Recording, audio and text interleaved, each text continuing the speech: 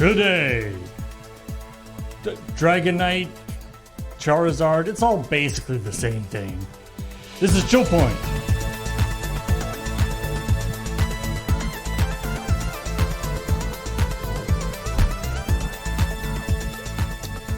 I mean, who can tell the difference, really? Some more than others. Children. Children can tell the difference. Wow. Children are weird. Yeah, they are. They're smaller than you, and they talk faster, and they have high-pitched voices. And you can't tell if they're screaming from fun or pain. Oh, man. That reminds me of back in the old days, the early days of Loading Ready Run.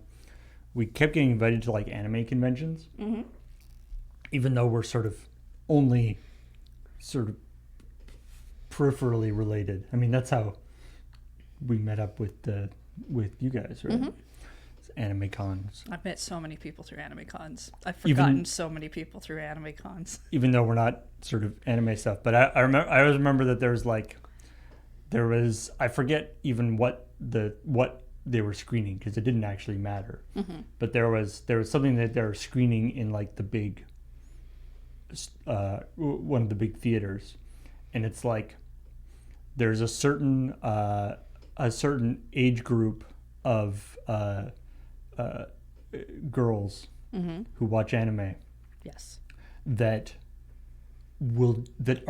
just scream at like anything, like when like a hot boy goes on, like a hot boy is on screen, they scream.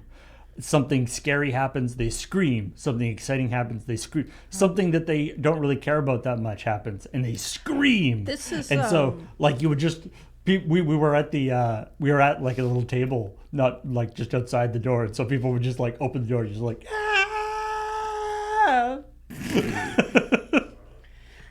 I will note that is more to be doing with being 14. Yeah. And it's also it's like and being in a group, right? Yes. It's like a you definitely it's like a mob. It's like a mob mentality. You don't do screaming on your own like that. You need a couple people to scream with you. But they did. It's not fun otherwise. It's the fact that the screaming didn't seem to be that closely associated with anything that was going on screen. Like anything that would like any kind of thing that would happen on screen would cause screaming. That was like the only reaction. No laughing. No shouting, whatever, just that. Yeah, you still have a couple more years before you learn how to just scream internally at all times. And that's where we are today. I'm very good at it. Internal screaming. What am I doing right now? Screaming. What was I doing yesterday? Screaming. Am I sleeping? Probably still screaming. Hey everybody, welcome to ChillPoint, the show where we scream about video game news. But also talk about it sometimes. And we also talk about the week's episode of Checkpoint that went up yesterday. I saw somebody mention that, I don't know if it was a combination of we got the recording done a little earlier yesterday, and also the YouTube processing gods were smiling upon us. Well, it was a shorter episode, so there was less to process. And shorter episode. Faster to export, which it does some things. But yeah, it was up a little earlier than usual. There was a great my favorite comment this week. There's an excellent comment that somebody left. That was like talking about watching. Oh hey. Oh good. I'm sorry, your place has been taken. Oh, that's fine. Yeah, when we ghost people here, we really ghost them. There's nothing in those boxes. I know. Spoopifer is a Tokyo treat. That's why he sits on the little boxes. Oh, he doesn't even show up on camera if I do that. No. It's fine. It's okay, you can let him rest. Yeah, that's very comfortable. Hi. Sorry. Oh, no worries. You were saying, Paul, your favorite comment? I was saying my favorite comment was actually about Beige. It was solo outro proves Beige can be concise. Question mark, exclamation Succinct. point. Succinct, right. Yes. I It's, can be succinct. I Yes. am regularly. You'd be surprised how It's more true. succinct you can be when you don't have a second person to bounce off of. Yeah. Although I will say, I am not usually concinct, but I am regularly concinct. I felt that your outro for last week's episode of ChillPoint was particularly succinct. Oh, thank you. You really like got in all the parts that we needed, nailed it It down. definitely felt like you thought of all your words before you said them out loud. Really? Yeah. That's rare. Well, you didn't. So, the amount of breathing you do in between that sentence is less, but you also don't have nearly as many ums and ahs. Ah, yes. As the person who is constantly trying to get the ums and ahs out of the episode, not just from you, Graham and others, you can tell. You can tell the brain is still processing. There are, I think that, you can train yourself out of those kind of things. It's hard. It's harder. Yeah. Yes. I also think that there are instances where everything has to be firing, I think, in order for that to happen. You have to have, every synapse has to just be devoted to language processing. And that's what I was doing, is sitting there being just, let's get all the language out like I'm doing now very well. I am being so erudite. So I don't know what happened. I don't know if just the lightning bolts hit at the right time, and it's you're going to say all the right things in the right order, and you're not going to have any. The only problem that I really did have is I called out backing YouTube, and then said also your names will come up immediately. Yes, which I've told you not to do. And it came up in two separate spots. I'm normally what I would do is I would try to make that even more concise by saying things like support the Patreon and have the thing come up, and also get us on Twitch. Go to sortlearningRun.com, and you can back us on YouTube. And in fact, if you're already backing us on YouTube, because then that belongs together, as you would write an essay, you try to keep all your things into discrete chunks. That was fun. Yeah, I for since I've already said it out loud for fun chat, I've told them not to say that the names will come up right now or right after this if they can help it. I don't cut it out if they do, because I might put outtakes there. Yeah. So inherently, as the editor, I'm now making you a liar. Yeah. So I need to say things like, the names will be coming up at the end of this video. Yeah. Yeah. And I did, in fact, add a bunch of outtakes of you and Ian just making Just mouth trying to drive the sounds. point home. Yeah. Yeah, I mean, then again, I don't feel like you have a real big problem with making them look like liars. Absolutely not. It's not hard. Especially if they just do it naturally on their own, but Anyway, let's talk about the stories this week. As you saw, if you saw the episode, we were joined by Ian this week, which was excellent.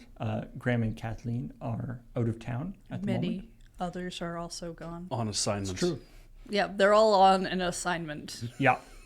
So Ian is going to be joining us for a couple weeks, actually. Did we decide who gets to grade their homework when they get back? Chad does. Oh. Chad is ultimately grading all our homework, I think. I'd assumed it would just pass to your nearest neighbor.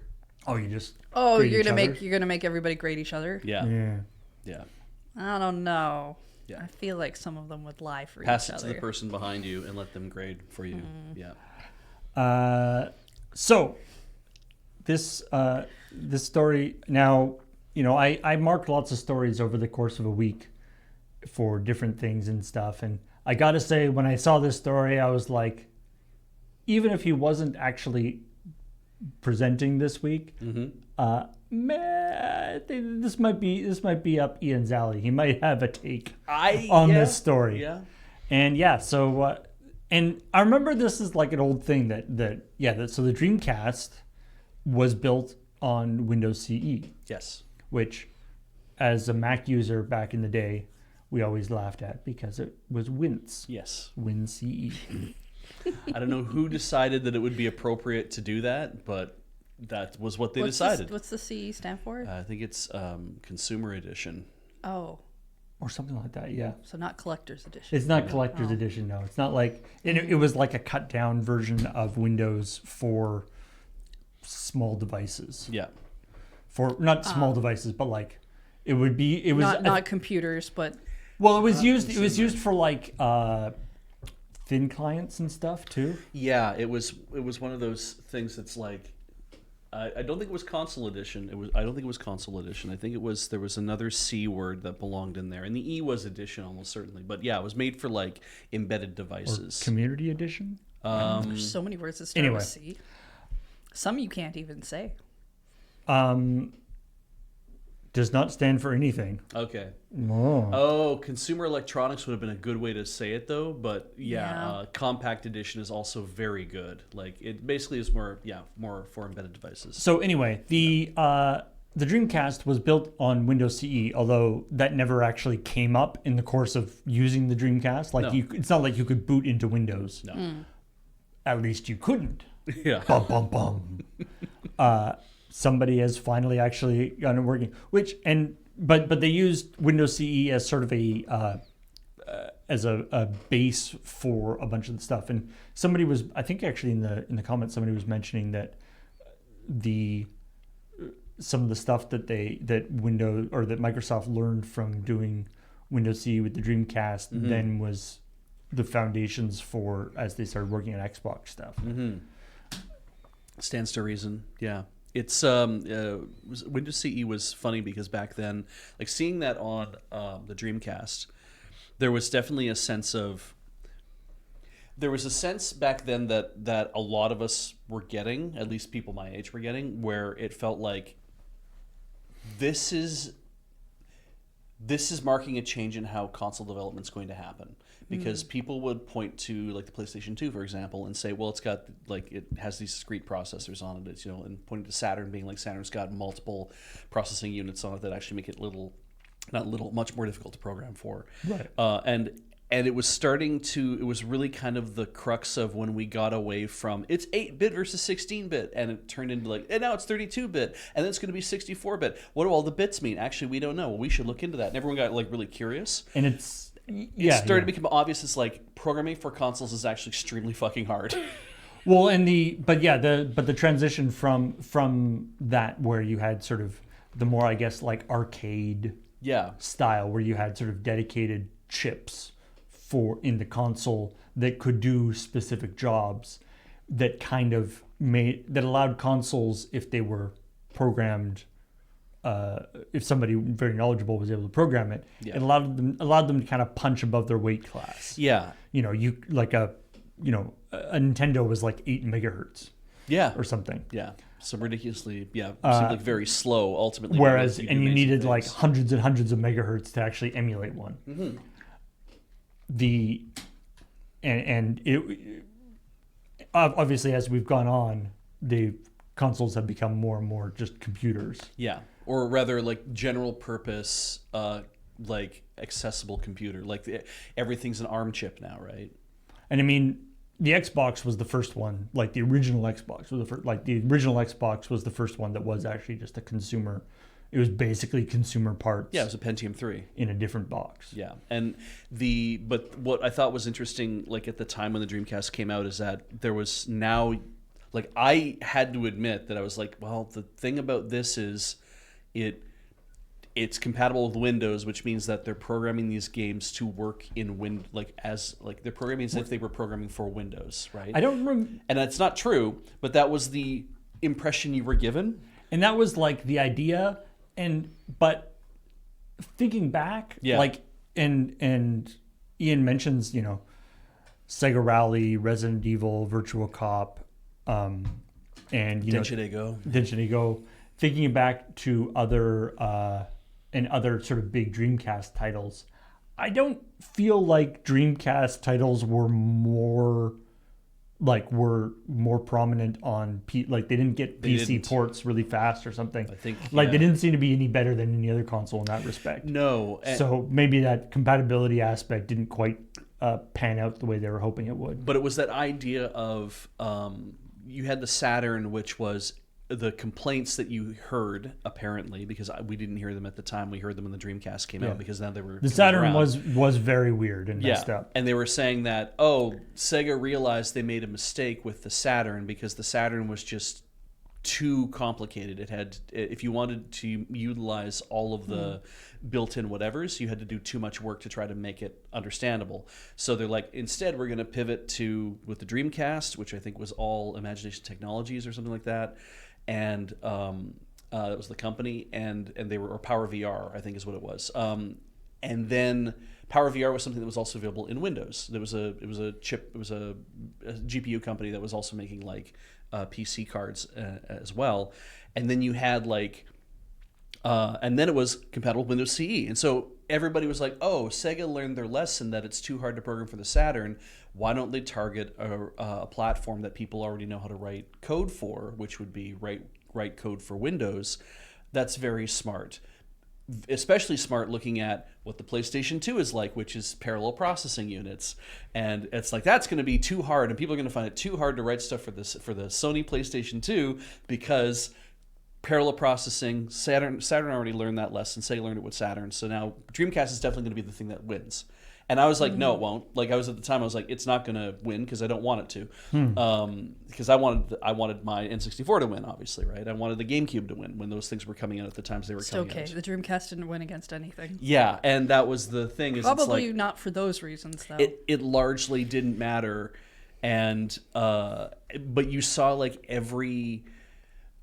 basically every company go through the thing of massive, almost like the way home computers are massively striated back in the 80s, where it's like you had your Commodore 64, which was not compatible with the Apple II, which is not compatible with Amstrad or with like the GX or the Spectrum, right? Or the or BBC Micro, or like all those different massive amounts of different, like the NSX. Everything's all these massive amounts of computers that were not interchangeable with each other, and that was like, those were dying off and those were going away. It's like consoles took longer to get to that point of, if you can't interoperate, sort of inherently a convergence. Everything was kind of reaching a convergence, and now we're at that point with consoles as well. So that came later, is that everybody was like, actually, we just figured that ARM chips is just the better way to do this, and phones are like that now, and consoles are like this now. And it's just like, okay, that's where we're all kind of moving towards. It's just to these chips that sip power, but you can make them massively parallel. And as a side note, Ian linked to this. I kind of dig this, this diagram that was provided as part of the like programming thing for the Dreamcast. Mm-hmm. I kind of love the way they have set this up. It's like with these little it's like, look, the game has this shape and it fits into both Windows CE and also Windows 95, although Windows 95 does have a little extra bit. So you have to do that. But then the bottom part of the key connects to there, and this one connects to there. So they're different. So like as a metaphor, this is actually kind of brilliant, kind of cool. I thought it looks neat. Yeah. I mean, it's kind of a goofy looking with the like puzzle pieces and stuff, but it showing the complications of how they're trying to say, the OSs are meant to smooth over all the little rough bumps of the hardware and give you less bumps. I'm like, that's good.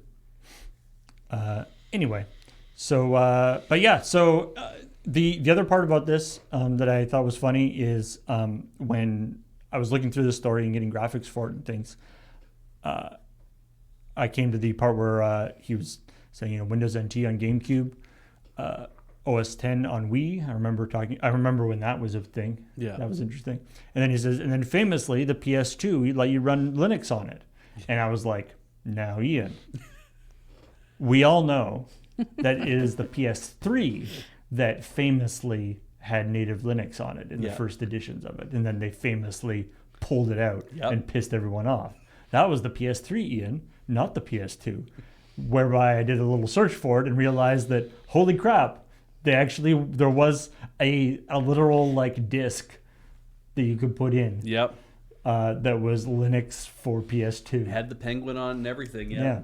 It was that was a wild time because I was very interested in Linux at that time, and to see that I don't think I was running it, but I was like, wow, that's actually really cool that they can just let you run general purpose operating system on your on your console device, which doesn't seem like it should it doesn't seem like they have operating systems per se. It just always felt like you plug in your game and you press the power button and the thing starts up. It's like, of course they all OSs. They just don't have them in the same way. They have they have firmware is always how I kind of thought about it. It's like, well, that is the operating system of a sorts. So yeah.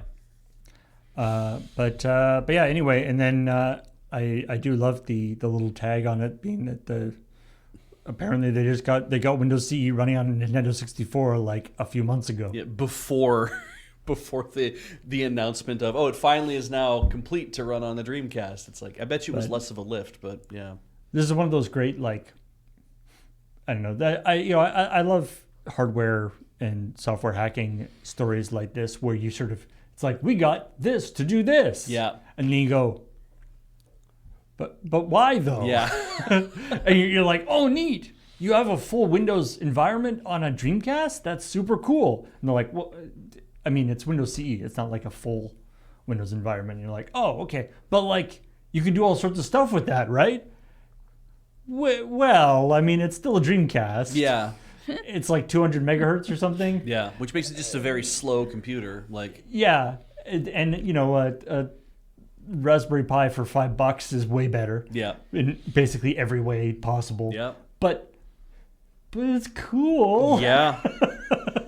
I mean, the fact that like this thing, this is all discussion I know Heather loves because she loves talking about hardware and software.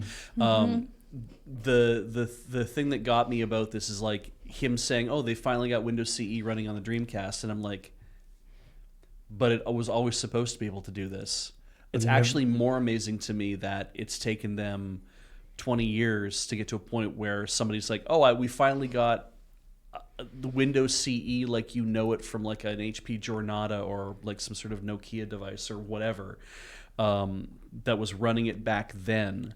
That now is running on the Dreamcast like they had originally promised that this thing would do, except that they never promised it. They never came out and said, oh, you'll be able to run like a Windows CE environment, like running Windows with like a mouse and a keyboard and like a teal background and the gray taskbar and everything. It's like, we never promised that. We just said everything was built on this underlying layer to do this.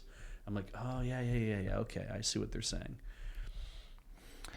Anyway. Yeah. Let's move on to Cameron's story about now this obviously was the biggest story of the week because there are lots of pieces to it.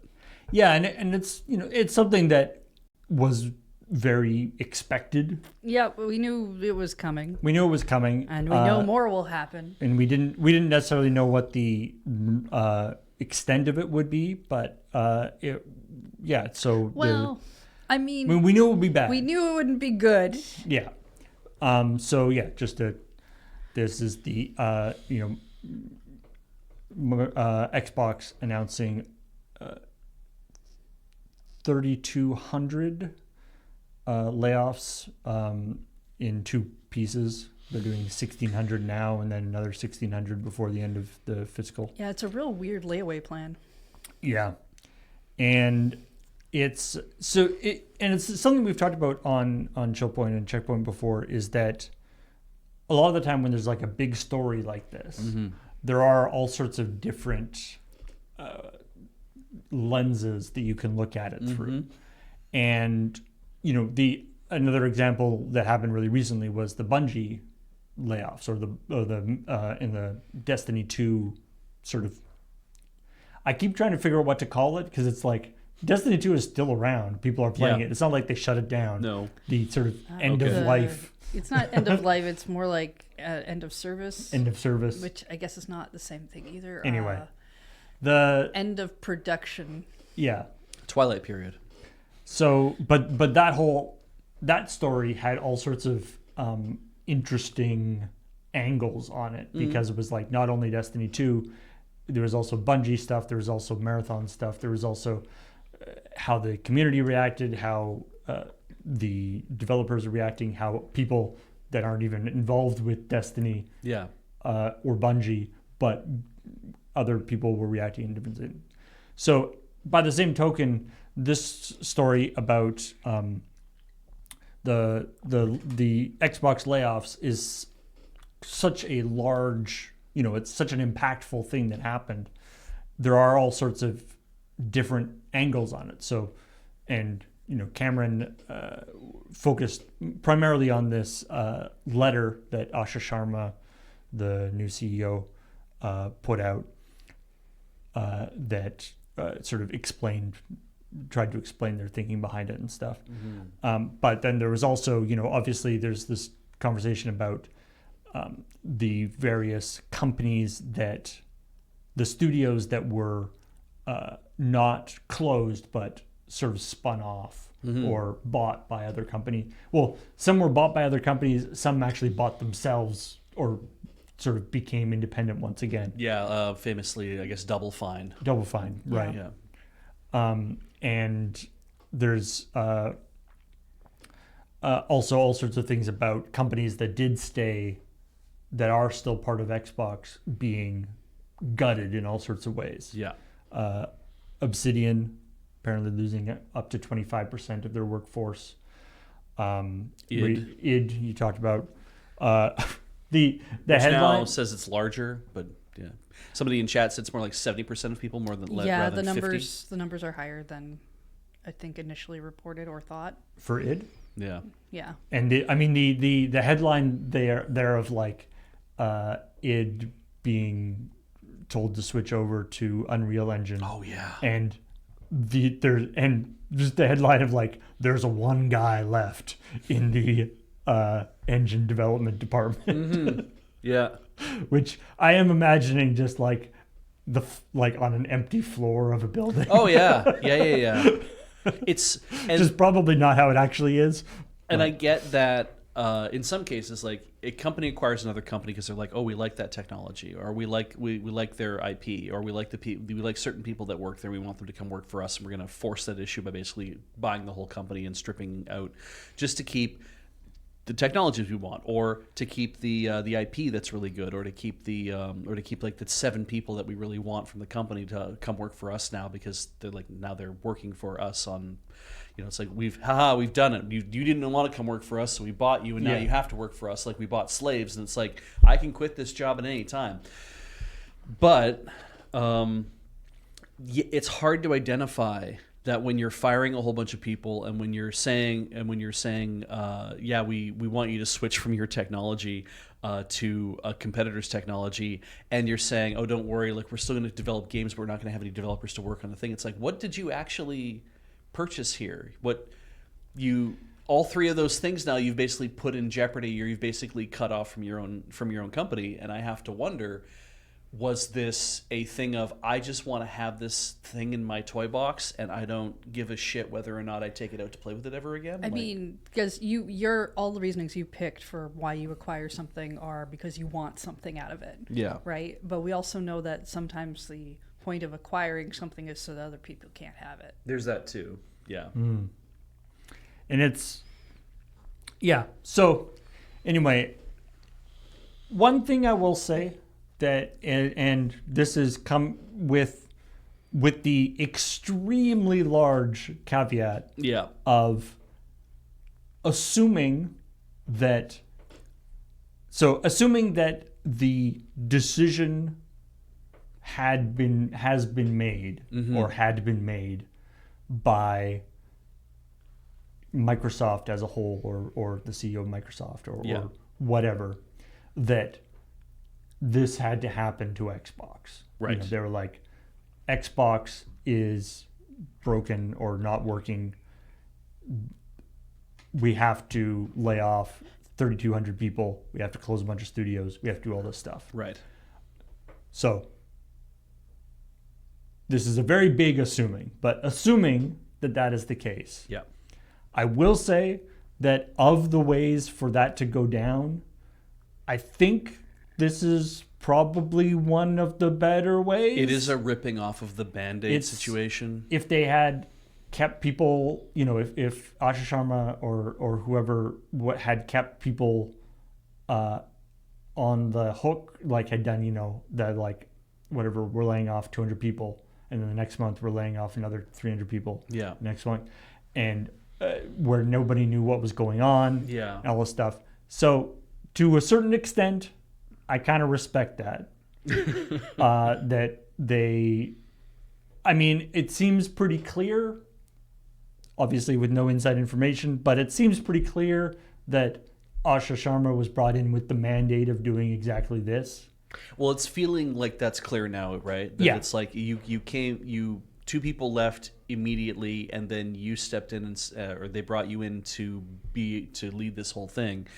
And I wonder if part of that was we're hiring you on the position that your job in the next 6 months is to fucking clean house. Yeah. I think I said it before, but there's the Mitchell and Webb sketch, like the new Führer. Yeah. Like the guys, it's like, well, they'd hardly give me the job when things were going well. Yeah. And they're like, no. We don't care about your ideas for New Germany. Yeah. Here's your phone number. Here's the phone number of the Allies. Yeah. Here's the words "we surrender" in English. Yeah. Please use them. Yeah. I saw somebody comment on this as being like a phenomenon known as a glass cliff, where it's like, oh, the first time you hire a woman to come lead your division, that you basically said, we've given you this position, congratulations, and now your job is to basically go through and make massive cuts and to be the fall guy for everything that's about to happen. So you get the prestige and the money of being able to be in this position, and you might not be here very long, but you do get to have it and put it on your resume, but you have to be the one who makes all these massive cuts. And it's like, when those things happen, I feel like the person who wants them to happen should be the person who has to enact all the cuts. And from that position, it feels like either she's like, I'm totally on board with all of that. I'm totally on board with making cuts and doing massive whatevers to that. Or somebody above her should be the ones, if they're the ones saying all this stuff has to happen, then they should be the ones doing all the cuts, is what you would assume would happen. It's like, oh, the Microsoft CEO, Satya Nadella, should be the one saying, I am firing all of your asses. I'm the one saying that these things are changing now because I am saying how this stuff has to go down. That would basically completely gut any sort of power base that she has, though. So she's expecting to keep this job for a while because she's the one who's firing everybody. So it's like, I'm the one who makes the hard decisions. I'm the one who says where stuff is coming from. So you're going to listen to me when I say this stuff has to be done this way. And yeah, I have enough respect for Asha Sharma. Seems like a smart person. Mm-hmm. And I'm sure she knew what she was getting into and is being compensated appropriately. You don't make it to a level like that without being keenly aware of what's going on in your job, right? Yeah. So anyway. Yeah. And then this the sort of main or sort of nut of this letter that she put out was the sort of, I will say, it's kind of the audacity of ending it with, I think that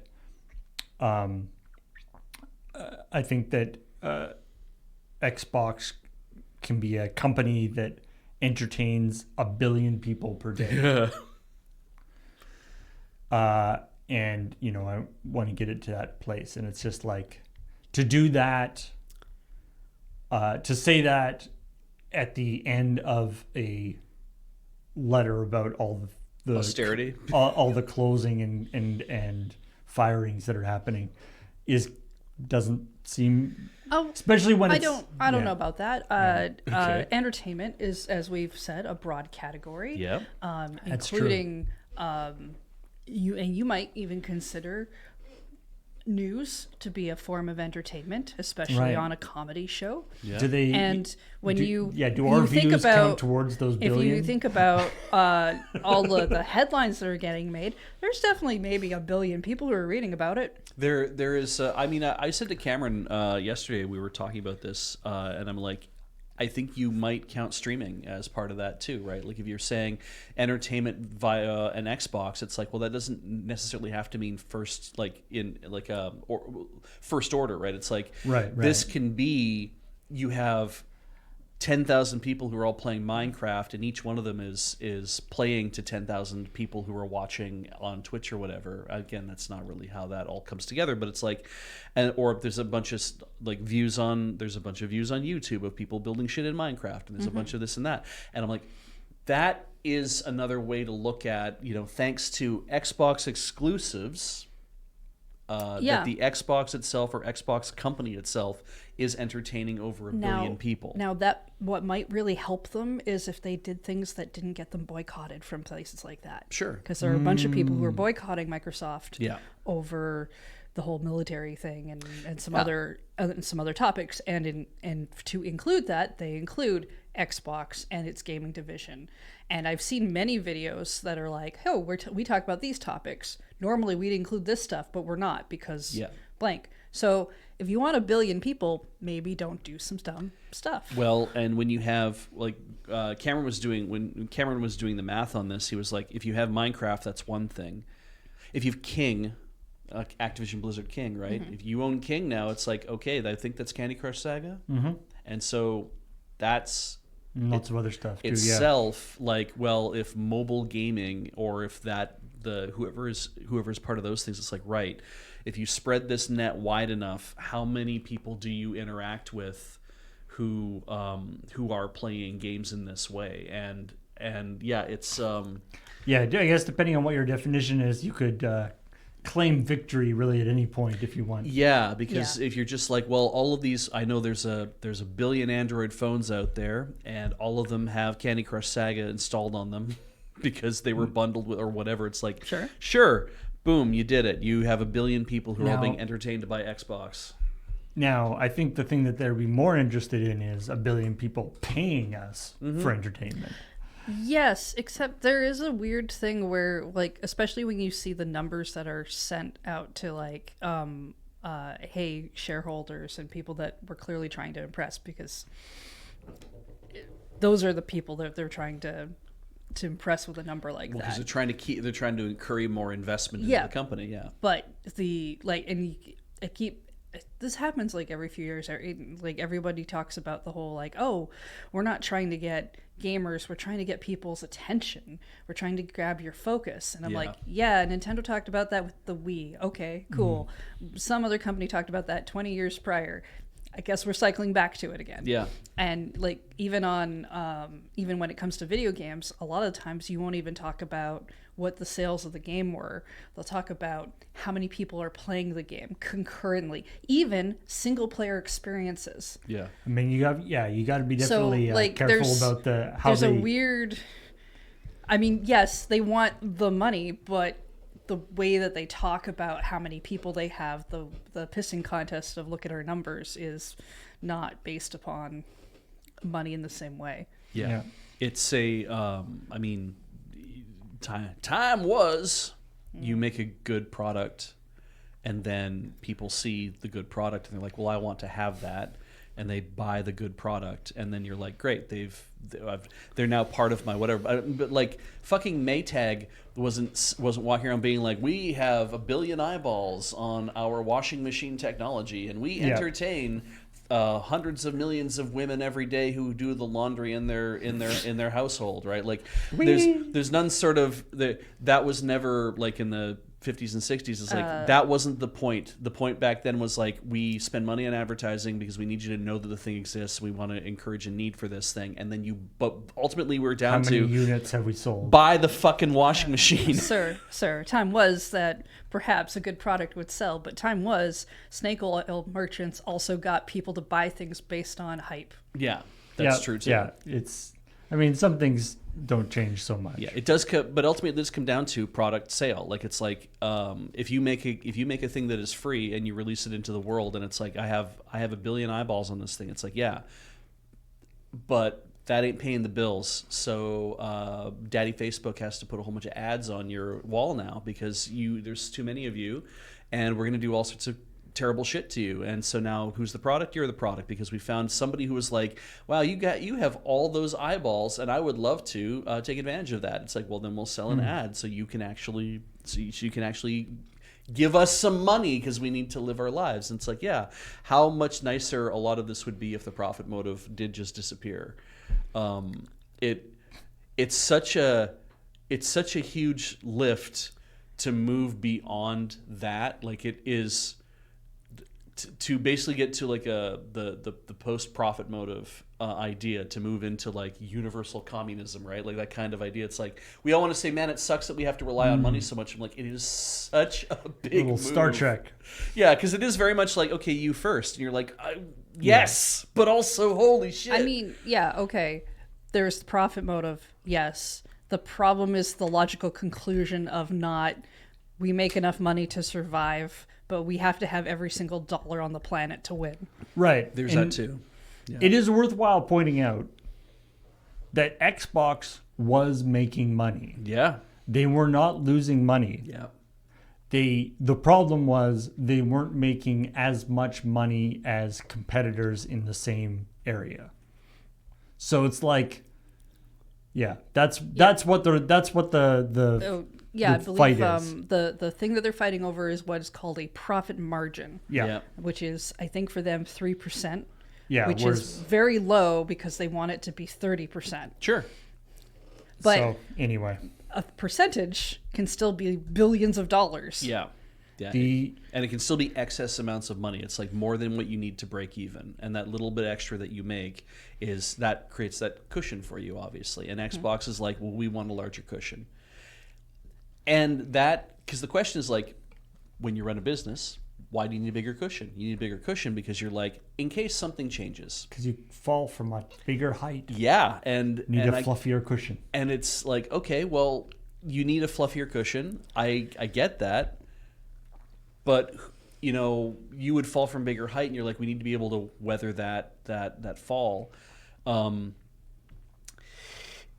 some people are like, I just want a fluffier cushion because it's way nicer to sit on. Because it's just like, oh, I feel like I need to treat my butt. I need to give my butt like the most luxurious experience what? possible. My butt needs Treat your butt. My butt needs a yacht.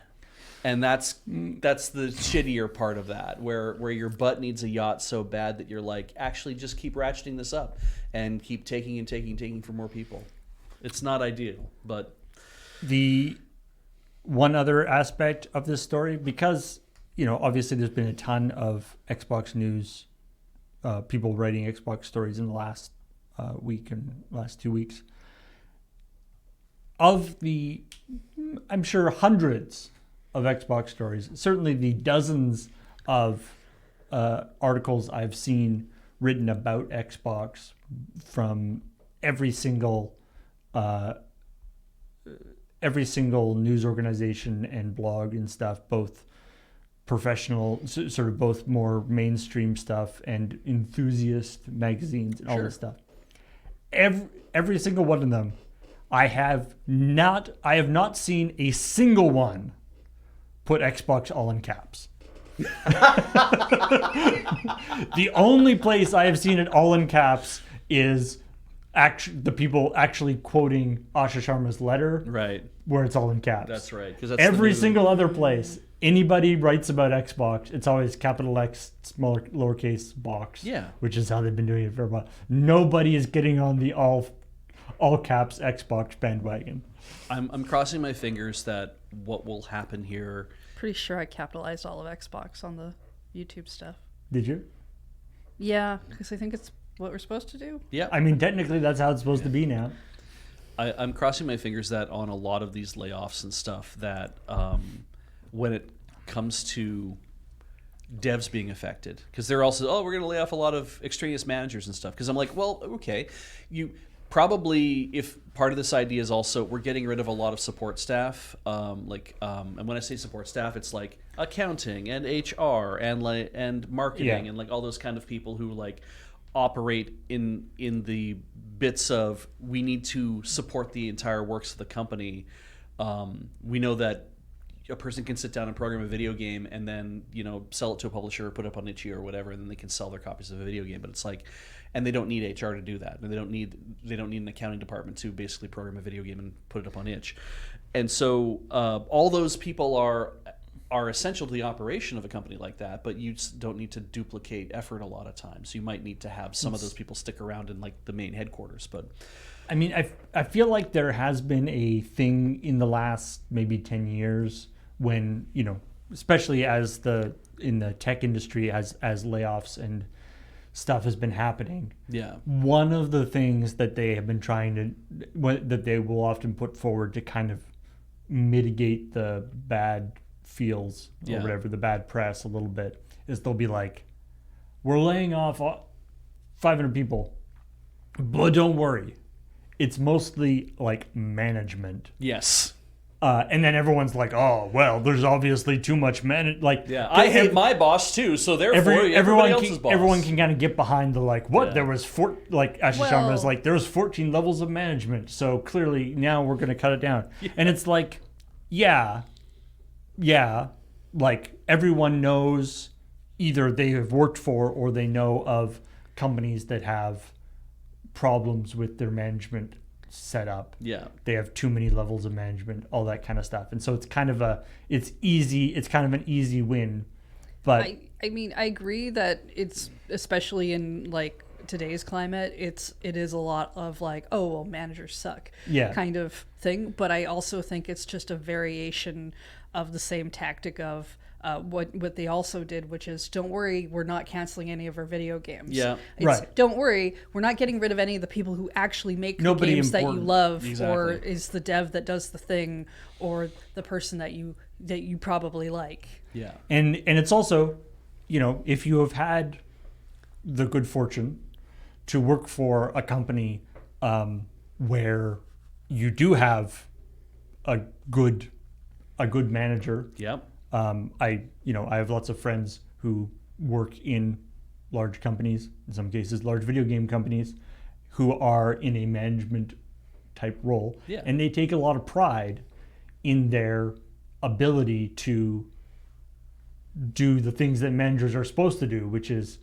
manage, guide the project, make sure that everything is happening the way it's supposed to happen, so that the people who are doing the programming, people who are doing the production and stuff don't have to worry about that part. Yeah, good managers smooth the path. And and it's one of those things that if you don't have that, you very quickly realize why you needed to have that. Yeah. Not to say that there can't be too much of that and all that kind of stuff. Or but that there aren't terrible managers.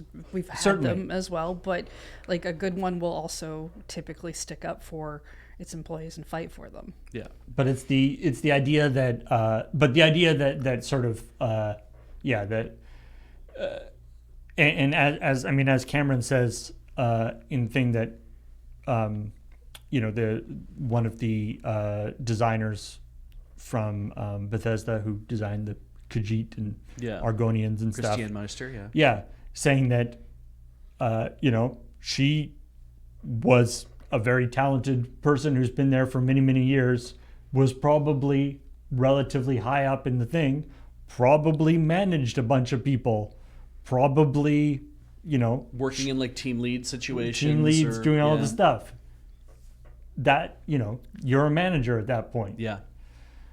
But anyway. And so does that qualify you to be like, well, we're considering these people management? It's like, oh, right. I guess, because you can also say that somebody who's in a senior position could be considered management, because they're like, well, you're a senior artist, you're a senior art director, you're a senior engineer, and like all those kind of things. But there's this sort of implication that, they do, that happens whenever they do layoffs and stuff, where there's this sort of implication that it's not only were these people not pulling their weight or not doing anything important. Yes.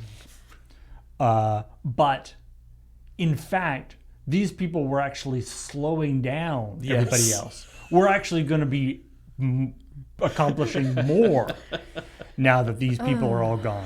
Because we're going to get rid of all these people, and then in order to handle the complete influx of thousands of employees, really we're going to hire consultants. I know people who won't use to-do lists or things because it slows them down from doing the thing. Real work. Yeah. But the disorganization that follows is what actually slows you down further down the line. And maybe somebody else is it's not to say somebody else is taking care of that disorganization, so they don't really notice that it's so bad. So what so the point that it was leading to initially though too is like the fact of that this could mean that administrative services were going to constitute a fair size of of this 3,200 people this time. Who knows? Maybe those people were already let go or laid off in terms of redundancy, as they're kind of like, because they probably have been doing that for the last several years. It wasn't like they just said, "Oh, Bethesda's been walking around with a bunch of IT people for the last since we acquired them years ago, and we're just now getting around to killing them." I'm like, no, that's probably been part of major layoffs for like the last, or even just like attrition, where it's like somebody wants to leave the company. Great, we're not hiring anybody new to step into that job. You now have to do the job of 2 people, 3 people, 4 people, 5 people. Oh, this sucks? Then you should leave, because we have a senior IT department that'll actually look after everything here. So if this is a thing of, for everybody new we've acquired, it's admin services, that's one thing. Admin services people there is a bit of luck that it's like, if you can be in accounting for a game company, you can be in accounting for like a different kind of industry as well. You can go to work for a major accounting firm, or you can work at small accounting firms. You can find ways to apply that knowledge in different ways, as an example. Same thing goes for developers, right? Is that if you are somebody who can code, it's different to code for video games than it is to code for other types of software, but it's not impossible to learn the differences and to move between those things. And I guess what I'm hoping for is that we see small, scrappy startup studios, 5-10 people who all work together and really liked each other at id or at all these other companies, all these other studios, saying to themselves, it's like, I still want to work with these people. I mean, hey, why don't we put our money together and we kind of like try to make a go of it with a cool new idea? We talked about this after the Bungie thing as well. Yeah. I mean, we have had stories like that. That's where Yacht Club comes from. Yeah. For instance. Okay. They wanted butt yachts. They I mean, the name of their studio was supposed to be ironic. Right. But like, not everyone can always do that. Sometimes it's easy to say, why don't you just grab a group of your friends if you're not the introverted person who doesn't have a group of people that you think you can grab. Yep. And not everybody gets to turn like, not everybody gets to say, oh, you know what we should do is that we should get together every week and we should devote ourselves to churning out some creative content, and then 20 years later turn it into a company that's, doing what we're doing today, Paul. Like it, I'm not saying you've said this. I'm saying that it's like, but it's like, I'm pointing out to everybody, it's like, this is a unique situation for as much as you see a lot of these kind of, that companies like ours exist these days. It's like, there are so many that just didn't work out. Yeah. And let's say, for example, 3,200 people get let go. Yeah. They all decide to somehow miraculously divide up into groups of 10. Okay. To each make their own video game. That's 320 new instances of this 10-person unit. Okay. Yeah. So 320 video games. Yep. All getting started on, all probably coming out roughly at the same time. Yep. And if we assume that they're like even half of those games are good, right? Can they actually compete? I know what I would call that. I would call that the Steam Summer Sale. Man, it'd be great if it was just like 3,200 people get laid off. Yeah. And then there's now like a new 3,200 person strong that's game funnier. company that would just get created. Like, holy shit, where'd these guys come from? They got fired from Xbox. I and they remember the beginning Game of Life sorted themselves. Was Summer Game Fest when Keeley came out onto stage and he was like, hey, there were this many new games on Steam. Like, it was a good thing. Yeah. And then he tried to say, I know you might not think new big numbers are good, but they are. And because big numbers always good. Big numbers always good. Just, it's like, and so I'm like, if every single person could get together and start making a game, we still have a different problem. Yeah. I wanted to quickly or add 2 things to this story that are sort of new wrinkles or new aspects that we didn't really know about when Cameron was first doing this. Mm-hmm. One of them is now I've sat here during ChillPoint especially and talked about... It is your seat. One of the things that I have always, I think, been very complimentary to Xbox about, despite their many flaws, is that they have, they especially in the last few years, have really pushed accessibility. Yes. They've not only in-game stuff, but they've done all sorts of stuff with the accessibility controller Yep. that they made, and that they made like in development with people from the community to really help it out and make sure that it was what people needed, and he had all sorts of cool options for it and that kind of stuff. So a lot of those people have been laid off. So that's cool. Oh, yeah, that's right. And the trouble is you can't turn that around and say, well, now they could maybe, if that's a successful idea, then if that's a successful business plan, that they can make a business out of it. And it's like, I don't think that it is a successful business plan. It's really, really hard to make money off of accessibility. Well, even if they could, they're probably not able to. The NDA of it and the licensing, and you've lost access to a major component. A lot of companies like that, if you work for them, they take your ideas. Like, I don't see it.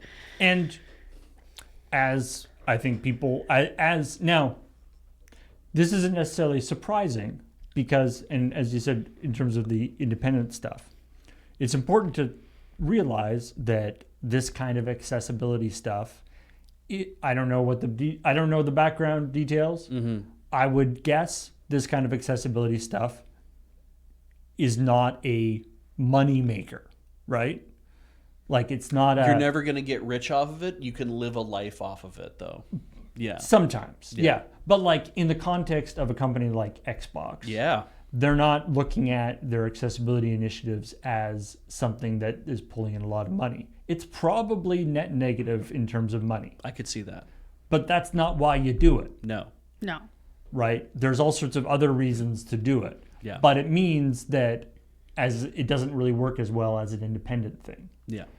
Which is a real shame. Yeah, you kind of need a patron to be somebody who says, we're going to give you the resources, we're going to give you the time, and we're going to give you access to the technology. And because we've decided that this is a valuable thing for our company to do.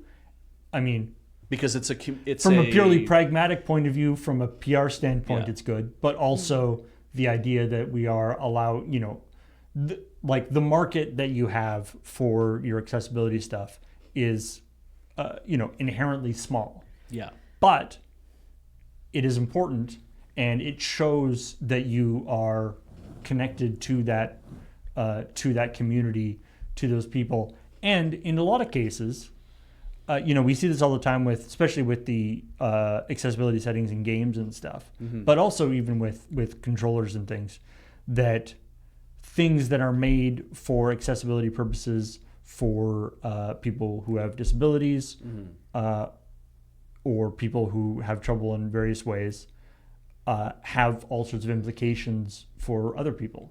That if you have an accessible controller is great if you have motor control issues, but it is also great if you have carpal tunnel or something. Yeah. Like or your hand is tired and you want to figure out something else. Like there's all sorts of different things that this technology can be used for. Yep.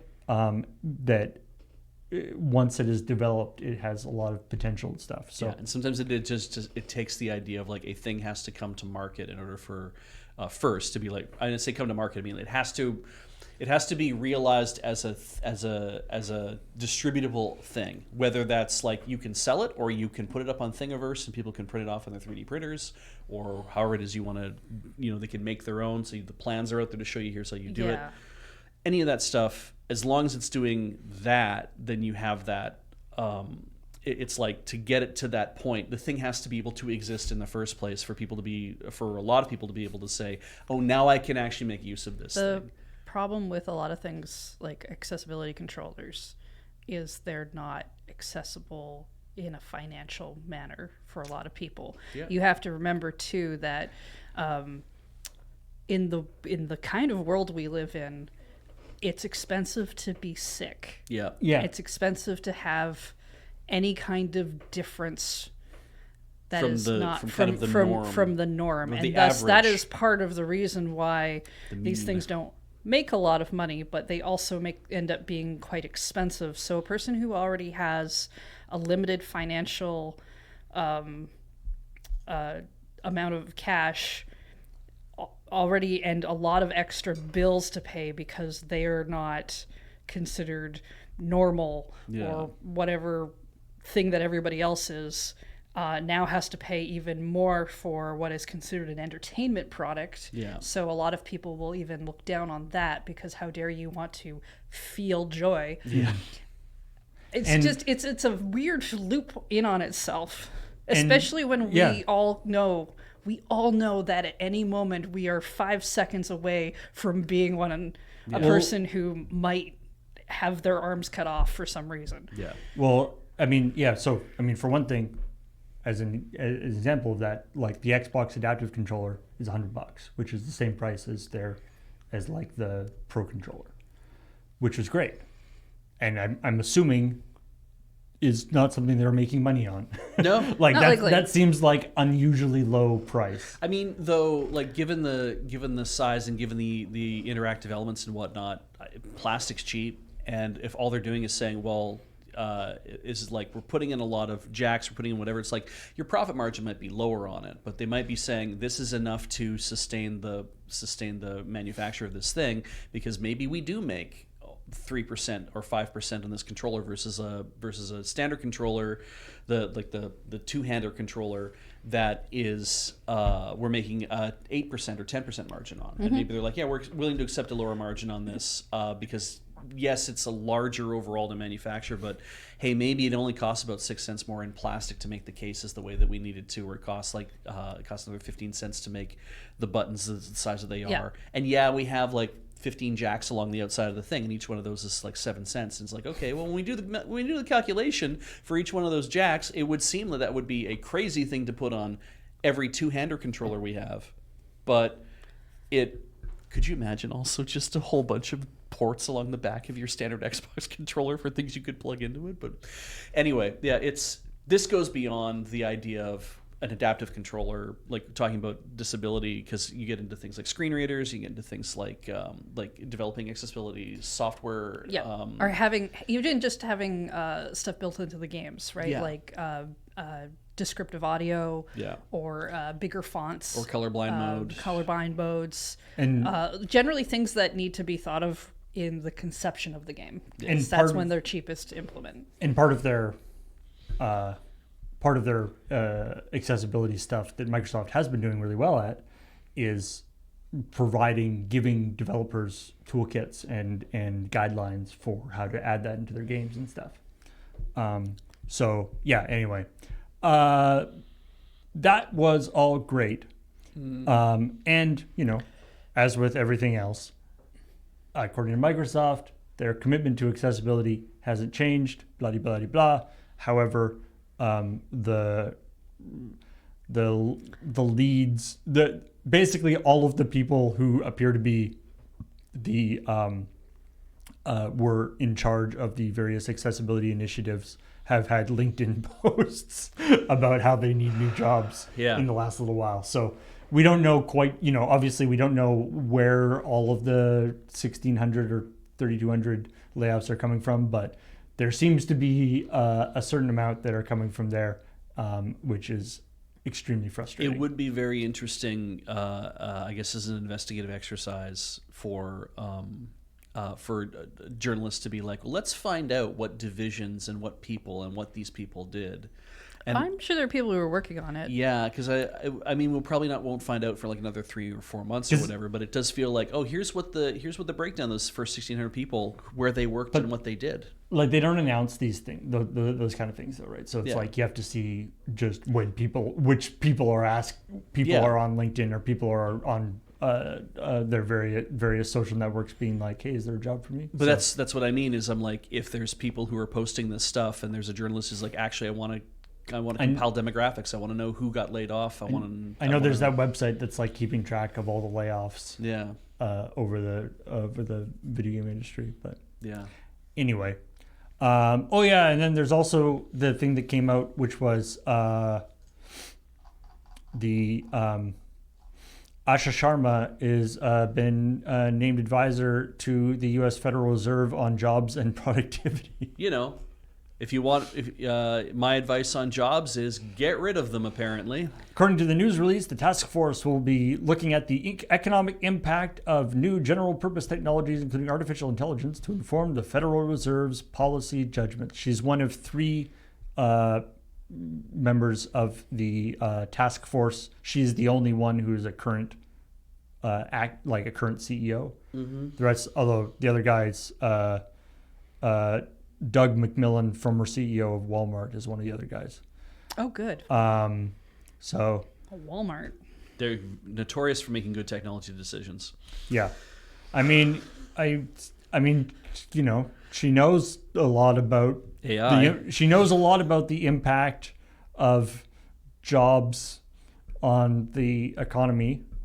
Not in a positive way, No. but No, anyway. they never. You know, Is that how you get hired for a position like that? You get more points for the more people you fired? Yeah, I think that the idea is we're not interested in hearing from labor leaders who can actually give you good understanding of how things work. This is the Federal Reserve, right? Like this is the money block of the United States. So what they want to do is they're like, we're not interested in hearing from people who aren't involved with touching money, making money, being involved on the money side of things. We want to hear from people who speak the same language we do, which is, how do I keep all the money for myself? What does the Federal Reserve do? That's a very American association, right? The U.S. Federal Reserve, they're going to be in charge of administration of the Federal Reserve Bank, which is going to be the money that the United States government, I believe, has that belongs. It's like here's where all the gold of the Federal Reserve is, Yeah. that kind of thing.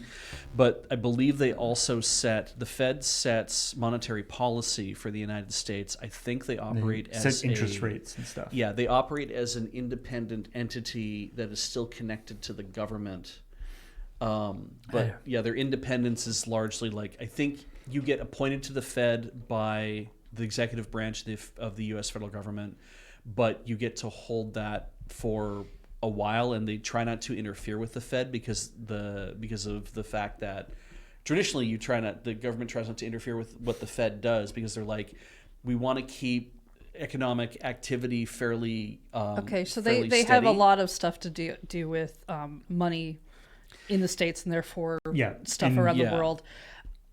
Is it a good idea to have somebody who works at a large corporation being a CEO having a job position like that? Is that feels weird to me. It does. It's a conflict of. It could be a conflict of interest. Theoretically, she's in a advisory role. Yeah.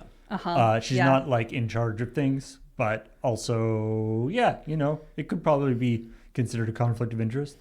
But on the other hand, that's the world we live in, I guess. Brownie points. Your president's doesn't make sense to me either. So yeah. It's what the Fed does is largely opaque to me, because I don't have to think about what they do. Oh, on a that's regular fair. I was basis, just curious because you kept saying the Federal Reserve, and I'm like, all I know about that is the bank, and I think there's something to do with gold. Yeah. What you wanted in like what we've always wanted to do in terms of monetary policy, I think, in the world, especially as monetary policy starts affecting other parts of the world, is that you try to put in a thing of what people want is stability, because they don't want their bank to all of a sudden fall over. So the Federal Reserve in the United States, but like other central banks in different countries, are all kind of being like, we have to run things very steadily. We tweak an interest rate one way or the other way to kind of influence how we're hoping that money will enter the economy, or how money will leave the economy and go into investment in other places, or will actually be flowing around in different ways. And that is because you can't just turn a knob to make humans work a certain way. It is fraught. Yeah. Of course, that was the plan anyway. Yeah. All right. They keep getting the. So broken system, even more broken. Yeah. Got it. Okay. Absolutely. Let's move on to a system that also was broken, but in a more fun way. Oh. Because the Moonguard World of Warcraft Forgot server what the next story was, so I wanted to check. had everything old is new again because they had a plague that got unleashed by it was supposed to be confined to one of the raids where there was a boss that gave everybody a nasty thing. Okay. But somehow somebody with that got outside of the raid where they shouldn't have, and then they were able to pass this disease on to other people. Yeah, so I want to talk through my understanding of it to hopefully that I have this correct, is that you go into this dungeon and go fight a boss, and the boss will have a debuff. Yeah. That's meant to be like, oh, look, everybody's here. Boom, I give you this terrible green And then everybody glow. has to like either stay away from that guy or you're going to catch it as well. Right, and it has a debuff, but it's also doing damage to you and it's killing you. So you're healing yourself but then also if you go near somebody else in the dungeon who also has that green glow, the miasma, if you go near that, then you'll probably catch that infection again. And as long as you're in the dungeon, you are always at danger of contracting this virus from running into somebody else who maybe is running away from the raid or something like that.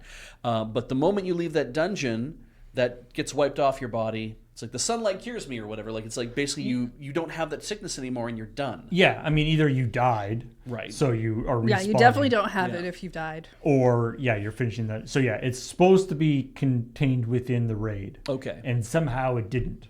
Right. And somehow it was not. It glitched its way into the real world. Or something wasn't set properly. And once but it kept the if you touch somebody else you get it thing. Right. And in this case does like a ton of damage. Yeah. And so suddenly everybody started getting hit by this thing and dying and doing this stuff. Now, the reason why this is sort of significant is like for one thing, this was actually cleared up pretty quickly, like in a day or two. They figured it out and they put out a patch that stopped it. But why people were talking about this is referencing the what's called the corrupted blood incident or thing that happened, which was back in 2005, and it was very famous because this was a similar circumstance, a disease or a debuff that was applied to people in raids. But unlike this one, Blizzard didn't really know what to do about it. Yeah. And so it just it killed like literally millions of players. Yeah. Like it ran rampant throughout the thing. And because all the data they have, because it's obviously a virtual world, they have all the data, is so much more precise than anything you could ever collect in the real world. Yes. It actually became a interesting place where they could look at some of the theories and they could evaluate some of the things that immunologists could do this. Immunologists could actually use some of the things that they saw in that experience in the real world, because it's a model for like this is how disease spreads, and look at how that happened, and the different aspect, the different types of people. There's some people who are sort of deliberately going around spreading it. There's some people who are staying away from everybody. So the big towns are dangerous. How the different real person going around doing things, as opposed to we put this all into a model or something and saw what happened. Yeah, because there are people who are like, oh, I have this thing. I'll give it to everybody. And it's like, there are people who will just figure that it's like, well, if we all get it, then we'll all be immune to it. Yeah, because there are people who will do it maliciously, but there will also be people who think that if we do this naturally, then we are fine. Right? I don't know if that worked with the corrupted blood thing, but anyway. Probably not for that, but... The idea is that the how the corrupted blood thing passed throughout servers and how people reacted to it was actually kind of an interesting microcosm of how it works in the real world, and allowed people to study it. And because that was such a big deal, when it happened again, people were like, "Oh boy!" It didn't actually they patched it out pretty quick, but it was still like, I mean, that makes for an interesting thing in its own right? Like the idea of this very destructive thing that happens that no one's prepared for and they don't know what to do about, but it has happened once, so you have a plan for the next time. Virals. Yeah. Virus fighting task force, you might even call it. Yeah. They the Cells at work. corrupted blood debuff happened in 2005. Yeah.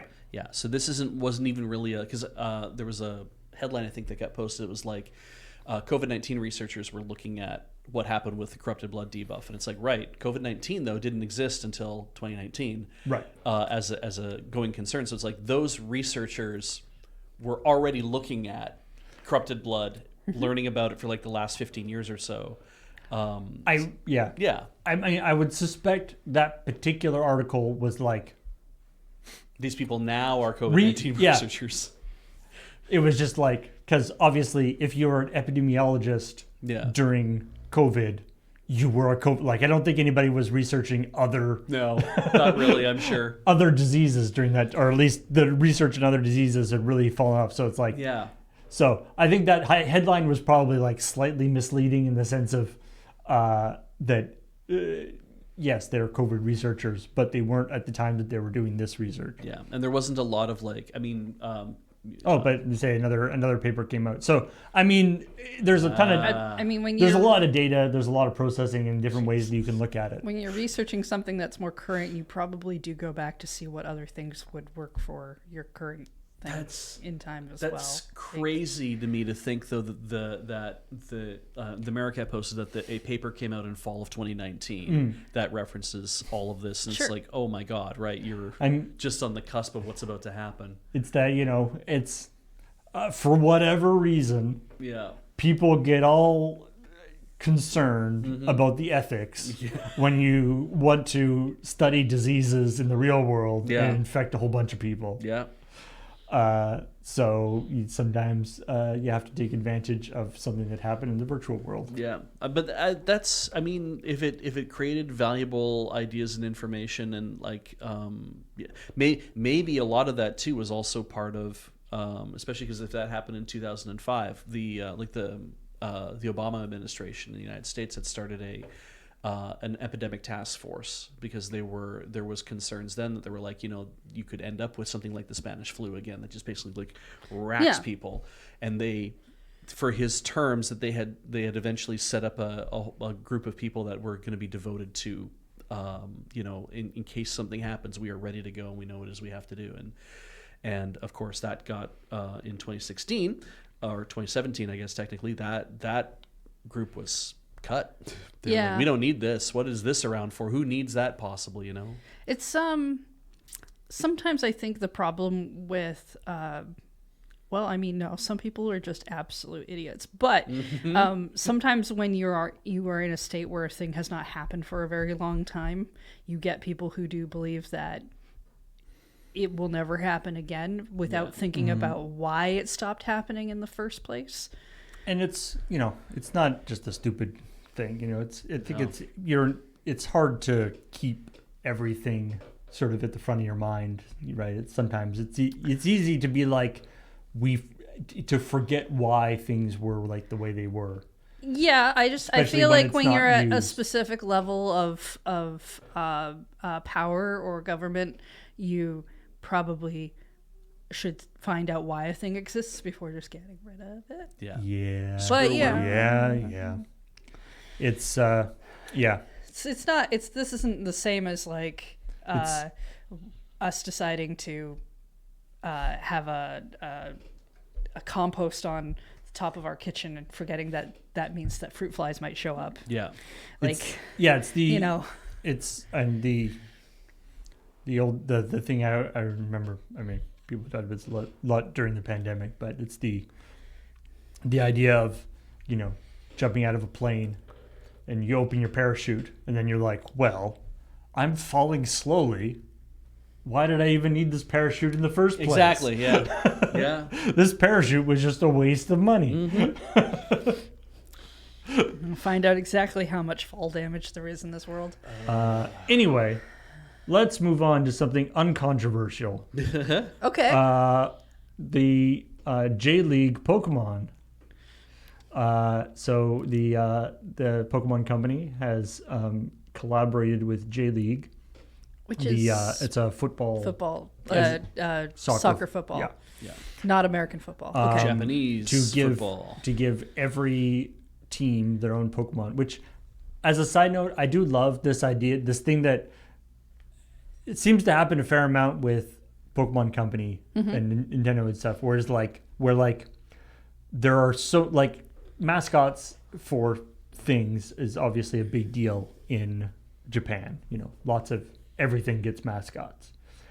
And the Pokemon Company seems to be extremely, I'm assuming they don't do it for free, but they seem to be extremely open to people using their mascots or licensing their Pokemon. Licensing their mascots. Licensing the Pokemon for different things. It's like, hey, if you want a mascot for, your sewer system, or you want a mascot for your company, or you want to do this, come talk to us. We can probably make a deal. Yeah. Which I kind of appreciate. In so many ways, Nintendo is always very tight about their IPs. Yeah. But Pokemon seem to be there's 1,000 of them. We'll probably be able to find a mascot for you. Well, yeah, and I think I think the larger thing is that it's the Pokemon Company itself, the only thing they have going for them is the strength of their intellectual property. That it's because the Pokemon Company is a company that exists thanks to Nintendo Game Freak and Creatures Inc., right? So it's an umbrella organization that's job it is to manage and promote the Pokemon brand and the Pokemon entities themselves. So the Pokemon Company doesn't make a game because they have developers. The Pokemon Company makes a game because Nintendo has developers and Game Freak has developers, and those people are the ones who are actually making the things, and those are then being promoted through the Pokemon Company, right? So from their perspective, I'm sure it's we have over 1,000 different designs for unusual looking things that maybe don't get out there that much. Any one of them could be an appropriate mascot for your train line or for your kids' bags of whatever. And I mean, it kind of makes sense that they'd be as a promotional thing, we'll assign a Pokemon, or you'll get to pick a Pokemon. We don't know how they ended up with these at all. That's what I'm very curious. Yeah, I would kind of like to know more about the selection process. Yeah, I'm hoping that it was that it was a vote. Yeah, for the team. Some of them are as Beach said, some in the story, some of them are obvious. Yeah, but some of them are bad matches. I'd like to think that it was just we're gonna have Mastiff. Mantine is the big Mastiff dog. Oh, that Bolton. Is that who you mean? No, the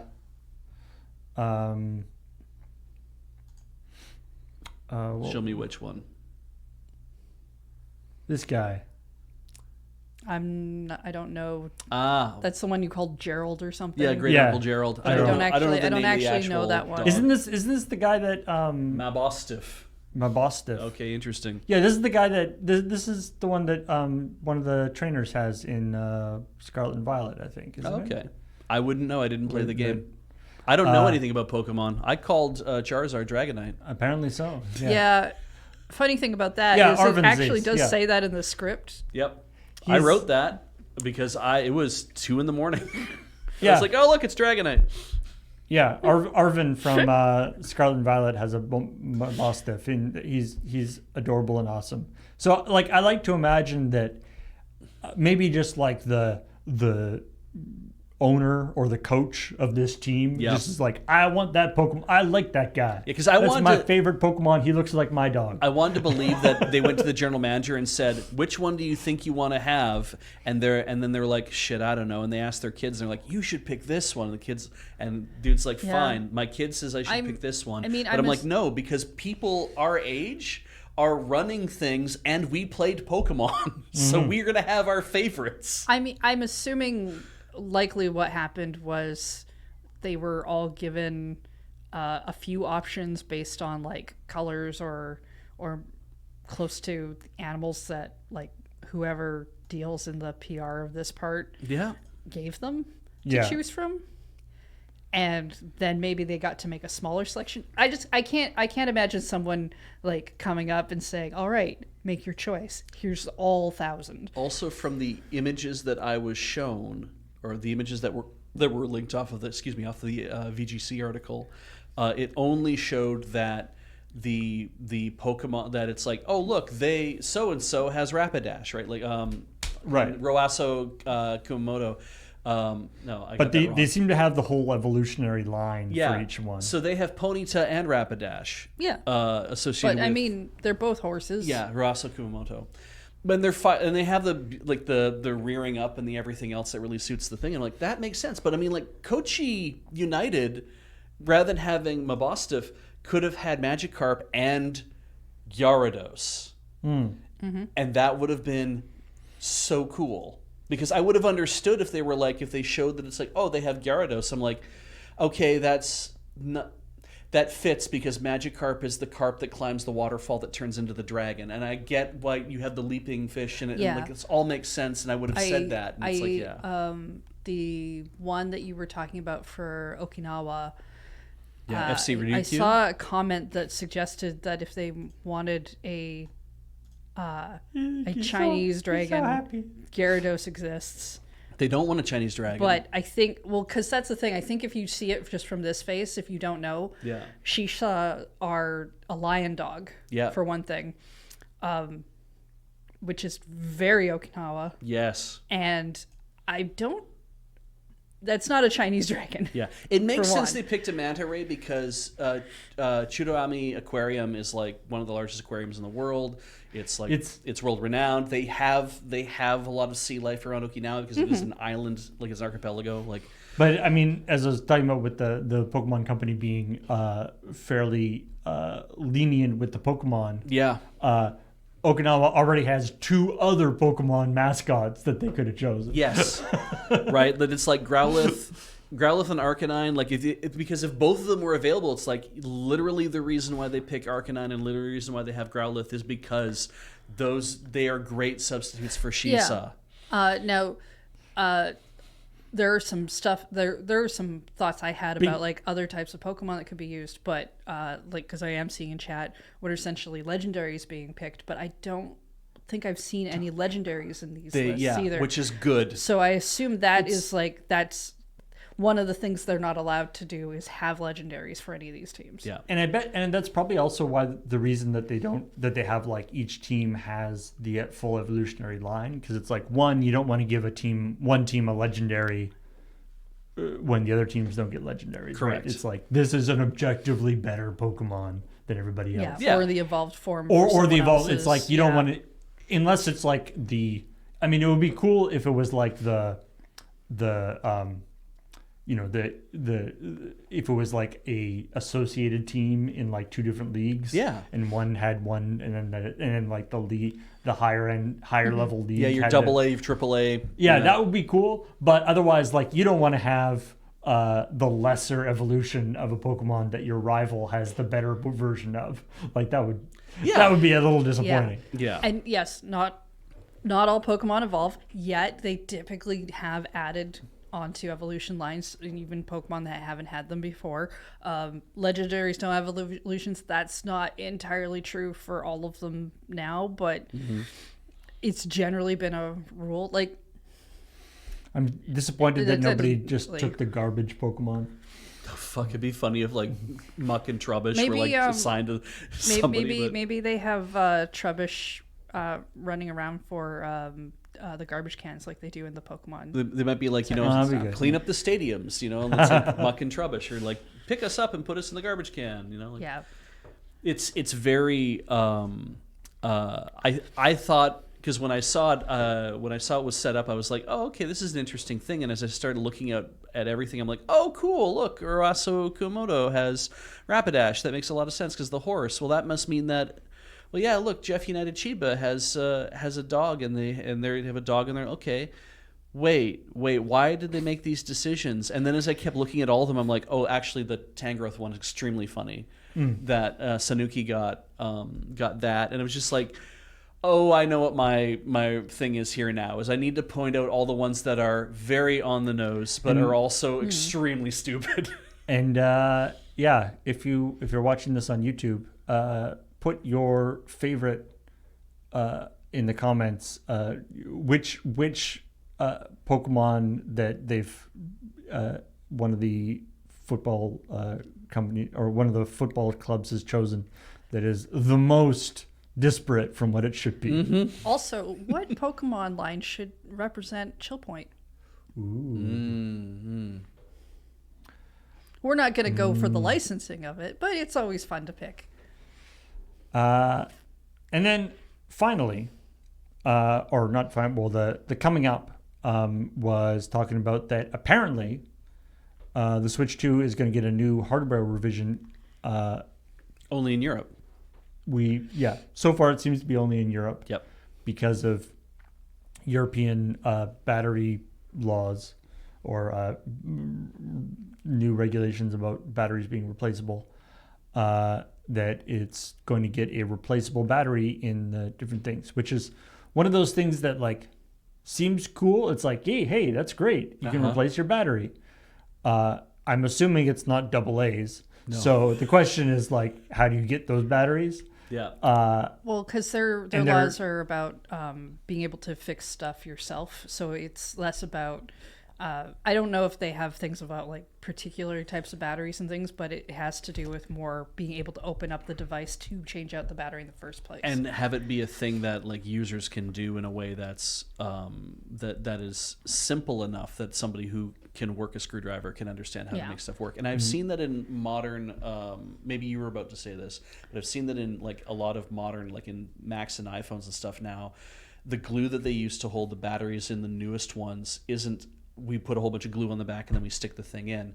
It's like a command strip that you basically pull a tab and it stretches and stretches and stretches. And if you do it slowly enough and properly enough, that what happens is the whole thing comes away, and then the battery will come out because this. But then you still not easy to do. No, I mean, I'm excited for this because I mean I've been excited for some of the right to repair stuff that's been going on in the UK because I'm hoping it filters out into the rest of us. Yeah. But also the fact that they're making a model like that. Yeah. While that might not be a thing that we get because they'll have a whole bunch of models already made. Yeah. But in the future, like a lot of companies don't like to have a whole bunch of different models for different groups, right? So I'm hoping in the future that maybe we also get a Switch 2 that we can replace a battery on. Or whenever they make, in 10 years, when they make Switch 3 or whatever device, should we still be making consoles, that's already taken into consideration. It's like lightning cables. I got my maybe on USB-C. the Switch 2 Lite. I had to get my Switch 1 Joy-Cons replaced because the battery, not because of drift, but because the battery's messed up. I said it was because of drift on this form because that made it a free out. Yeah, absolutely. Fair enough. Yeah. But it's a because that was the point where they were like, we'll replace it, whatever, please. Yeah. We're sorry. Send us your old ones. We'll just put 2 new ones in a box and send them to you. We won't even look. I test that. I put little stickers on mine when I send them in. So my concern See is if you have always the same one. My concern has always been that that with things where it's like, oh well, you have to have a replaceable battery in the thing. A lot of times, what a consumer will expect is like your old Nokia, where you can basically slide the back cover off and you have a hard plastic embedded battery, like the battery's inside a piece of hard plastic. You can pop that out and you can get a new one out of your pocket and put it in and go click like that, and it's like it takes you 10 seconds to do it. That's the expectation that a consumer will have about what constitutes replaceable batteries, right? Is that it's user replaceable. What does that mean? Like technically the 3DS and swap it in. had replaceable batteries where you took a screwdriver, you took the screw out of the back, and then you could pull the thing off, and then you could pull the plastic case battery off, and then you could put a new one in there, and you could put the thing, shut it, and screw it closed. It's like nobody carries a tiny fucking screwdriver around with themselves everywhere that they go. So it was a tri-wing.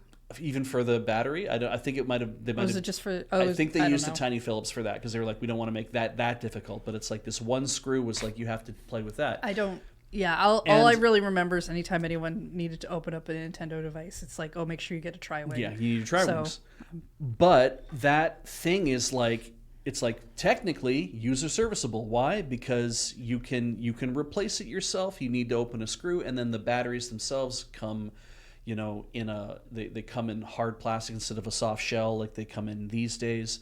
And that's the thing that makes me wonder is if the regulations actually go as far as to say there needs to be a user accessible battery door on the back that you can actually remove the thing, and then you need to be able to pull that battery out without having to disconnect cables and shit. And like there's a whole bunch of things where when they're mandating how it's supposed to work, it's supposed to be a thing of this comes out and a new one goes in. Because the reason why the companies have been doing away with this over time is to be able to make the device thinner and cram more shit into a smaller space. Because if you're going to have a Nokia style rectangle thing that you shove into whatever, well, that's one layer of protection that the case has to have from the rest of the internals. There has to be like an internal place for the battery to sit, so you have like a piece of plastic or piece of metal that's basically guarding against intrusion into the rest of the case. Then you have the thing itself that is covered, the battery itself is thicker plastic on the bottom and the top between where all the chemistry stuff is happening, so you have a thicker layer there as well. And then you have the outer shell that goes in the back. It's like, well, if we can eliminate the bit on the inside that's the guard and the two thicker parts of the plastic, now all of a sudden we have a millimeter back that we can use to put in more things or to fit something else in. I remember when Apple first moved to non-replaceable batteries. Yeah. Everybody was very grumpy about it. Yeah. Understandably. And then I don't know if it was an official thing that Apple brought out or whether just somebody put out a thing being like a diagram, and it was like, I think Apple did actually like say that it was something ridiculous like 20% extra battery life they could get by it's like you take out like there's like 3 layers of plastic you can take out. Yeah. There's the clip, the space for the clip, the space for the thing, the space for all this other, like there's all this stuff that they could take out and just fill with more battery. Yeah. And it's like we decided that was worth it. And then on top of that you have how many people were actually replacing their batteries and how often did that happen. And the later studies come out that prove that it's like you might be a person who replaces the battery in the back of your thing, but let me tell you that you are an extremely small minority of people who do it. And so when the time comes for that, most people aren't thinking about, I need to replace my battery. And I think that's a terrible thing too, that if you have a cell phone, you're like, well, I want to use a cell phone for 3 or 4 years, that if the battery starts to fail on it because you've been really hard on it, most people's thing is like, I'll just get a new phone because it's old. This is like 3 or 4 years old and I don't need to get a new phone. I'm like, oh, right. The battery's only meant to last 5 years because that's the expected life of when you think that it's time for you to upgrade your phone. Not everybody can do that. Especially on a smartphone, you have the issue where a lot of times they stop supporting that phone or the iOS. Like you literally, because of the way that device works, you kind of can't use it after a period of time. Yeah. Regardless of the battery situation. Yeah. And that it sucks because it's like we've been put in this thing of like, it's like, oh, it's all planned obsolescence. I'm like, I don't think that it's all planned obsolescence, but I think that there's a lot of like the constant leapfrogging of performance and the constant upgrading of whatever. And it's like, well, can you keep using your old phone in the future? It's like we have a bunch of iPads that are like out of OS updating, but we still use them here in the company. You can use them to a certain degree. I had one of the first iPad minis. Yeah. And eventually it became just essentially a Netflix box. Yeah. And then at some point it couldn't even do that. Yeah. I could sort of use the internet, and then even that stopped. Like there's a point where you literally can't use it for anything. Yeah. And I think that part of that is like we all, I'm not blaming consumers on this, but I think largely we've pushed, as performance of computers have pushed forward, than the amount of software always does that thing, right? Where it's like, oh, I have way more hardware to take up, performance to take up. Well, I'm going to get lazy and bloated and do more shit. I mean, especially when we're talking about an internet device, Yeah. the internet also changed. Like you can't use a web, like even on a desktop computer. If you get an old desktop computer, Yeah. or even just an old web browser for a desktop computer, it won't work. Yeah. The vast majority of websites won't work because of how changes in how SSL like security and stuff and JavaScript and different things that have changed over the years, and it just literally won't be able to load a lot of web pages. Yeah.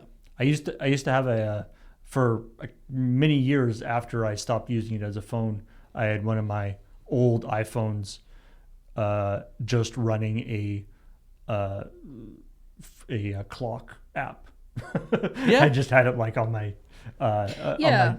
I think that's probably desk. the biggest disappointment I had after a while was I went to see if anyone online had like other uses I could have for an old iPad mini, whether that meant like I'd have to like essentially break it and only use it for something else. And it didn't, nothing really showed up for that. Yeah, I mean like you're saying, we use iPads in the office here a fair amount, actually, mostly for the sort of web browser stuff, especially for sort of controller systems. Like we've got an iPad in Studio C that has like the timer for, it's like how long we've been online, what scene we're currently on, if we're on a break, and all this kind of stuff. That helps people out who are on screen. That's an iPad 1, OG original iPad. Yeah. Thick boy. And which still, it's like its battery hasn't messed up or anything. I mean, it's plugged in all the time, but the battery hasn't inflated or anything. Yeah, it's doing its job. And because that little widget is a thing that I wrote, I can write it in a way that still runs on its web browser. Yeah, Safari 4 or whatever. Its web browser is really old, so like Yeah. I had to write it like not using any new technology specifically. Well, and there's also the thing of like, sure, you could, if Apple cared, they could write a browser that for an old system that runs on the modern web, it would just be missing some components. But like SSL and TLS, you could just basically we'll write the browser so it can actually work with modern SSL or TLS. I've been very disappointed in, like, I have like an old device or whatever. Yeah. Back when when you like jailbreak stuff. Yeah. And I was like, this is not useful anymore. It's not getting OS updates. Blah blah blah blah. I'll jailbreak it and see what I can do with it. Yeah. And I was very disappointed that there wasn't like nobody had made made a modern, like, the current version of Firefox or something available on an old device. I mean, it would run really slow, but like at least it could render stuff. Yeah. But that didn't seem, maybe they've done it now, but it didn't. I was like, I want a browser, because Apple always has the browser connected to the actual OS. You can't have them separate. And so I was like, but jailbreak, I should be able to do this. Well, but this comes into the idea that we're coming back to, why would you need to have a Switch 2 that has a user replaceable battery in it? Because in this case where it's like, well, if I can jailbreak the thing and I can create a still usable version of the phone, right, where I can get a modern version of the browser, and then you go check out the jailbreak app store or whatever, and you're like, oh, no one has taken Firefox and made a version that'll run on my old phone, because I'm gonna make some supposition here.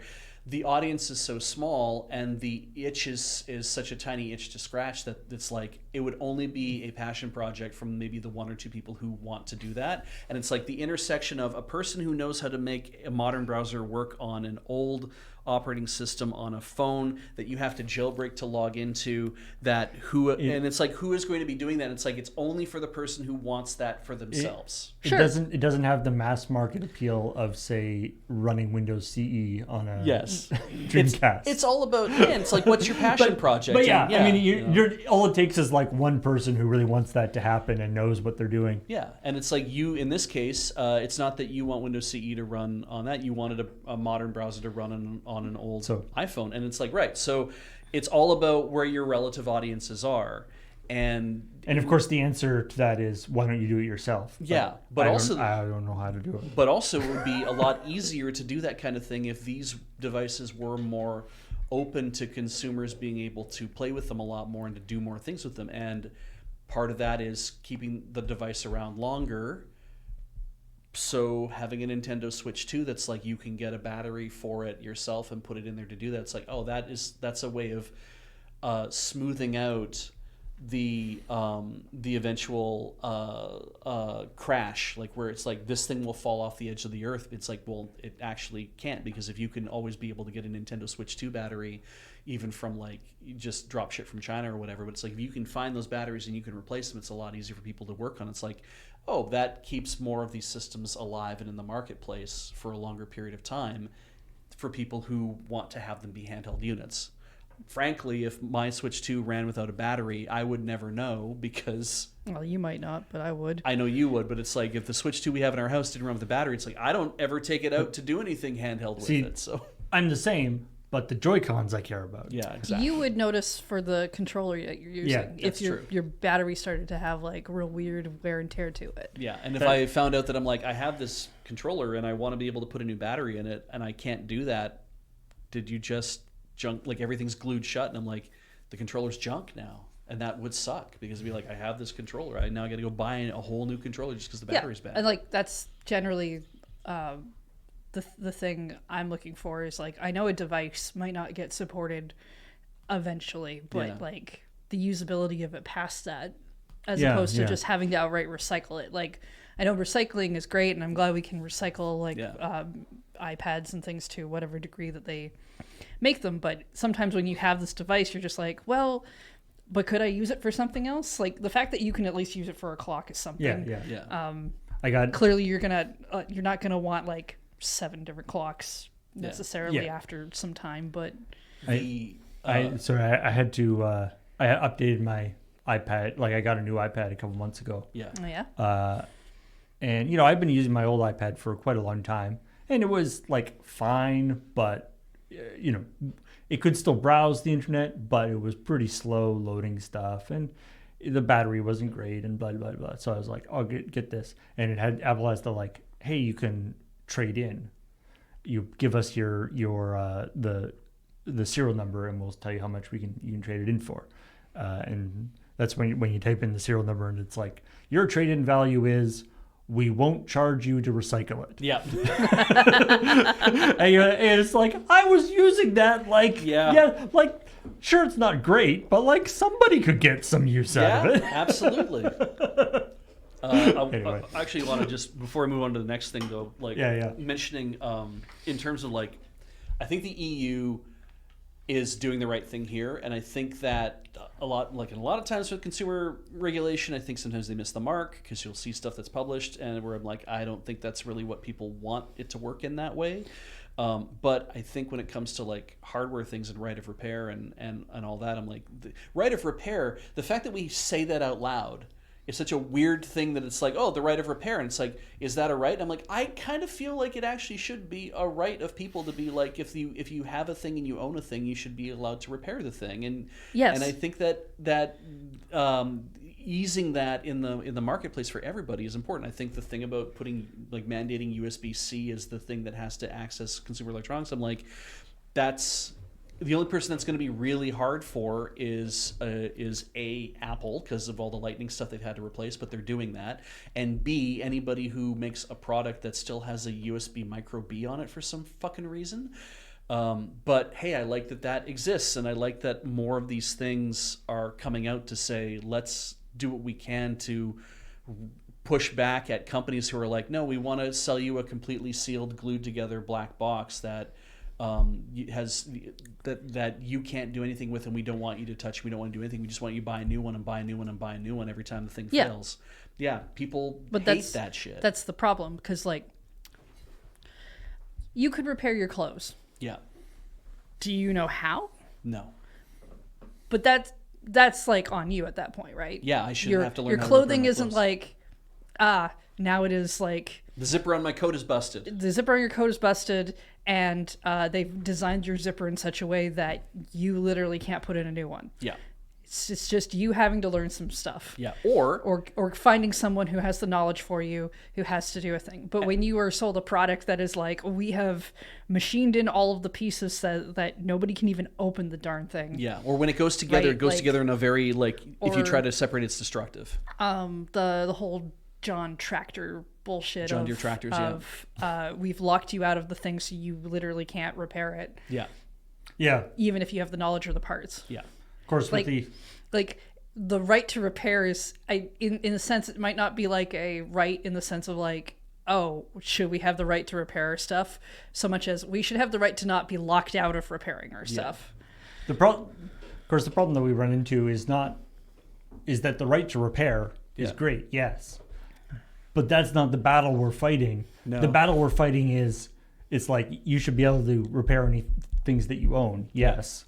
The battle we're fighting is you don't own that thing. Yeah, there's that. There's that. There's that. Or in a lot of cases, even too, it's like, and we're not going to make all the stuff that you need to repair it available in any way that you could. I watch Marshall Sutcliffe do Wristwatch Revival. It's a lot of fun. It's very relaxing for me to see how watches are put together. I know so much terminology about watches now. And he started a company that he talks about in the thing. I'm essentially doing an ad here, but it's like you can send us your watch. You can contact us and pay to have us repair your watch. And it might not be him. It might be, one of the workers that he has that works for the company. But it's horologists who are like, oh yeah, we can usually take on a watch that's unusual and weird.